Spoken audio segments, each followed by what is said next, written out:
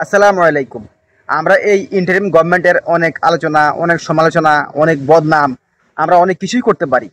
কিন্তু এটাও সত্য যে এই ইন্টারিম গভর্নমেন্ট এমন কিছু কাজ করে গেছে বা এমন কিছু কাজ তারা করে যাচ্ছেন, যে কাজগুলো হয়তো আমাদের বাংলাদেশে, হয়তো আমাদের বাংলাদেশে কোনো গভর্নমেন্ট, কোনো দল, কোনো নেতা কখনোই করতো না।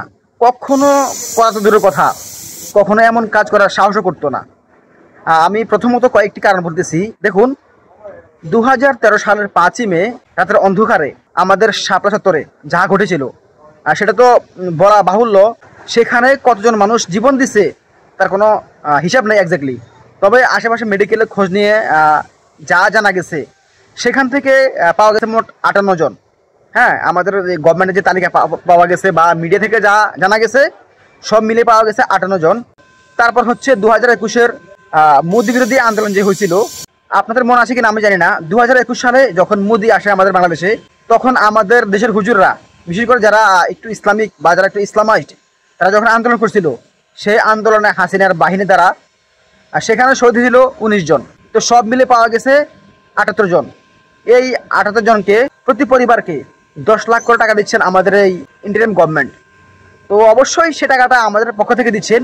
কিন্তু এই যে এই উদ্যোগগুলা, দেখুন, সেই শাপলা আন্দোলন কবে হয়েছিল? 2013 সালের 5ই মে। এখন 2025 শেষ, অলমোস্ট 13 বছর।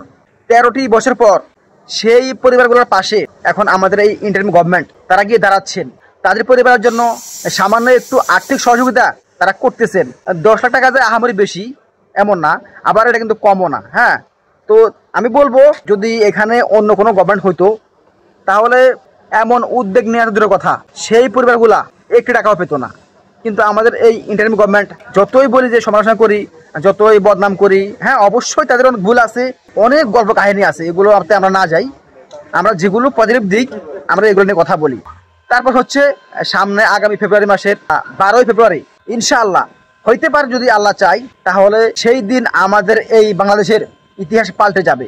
যদি আমাদের বাংলাদেশের যারা মুসলমান আছি, যারা প্র্যাকটিসিং মুসলমান, যারা আসলে চান যে আমাদের গভর্নমেন্টে, আমাদের সরকারে আল্লাহ বিরু মানুষ আসুক, আলেমরা আমাদের দেশের শাসক হোক, যদি তারা চান, যদি তারা একটু চেষ্টা করেন, তাহলে ইনশাআল্লাহ হয়তো ইতিহাস পাল্টেও যেতে পারে।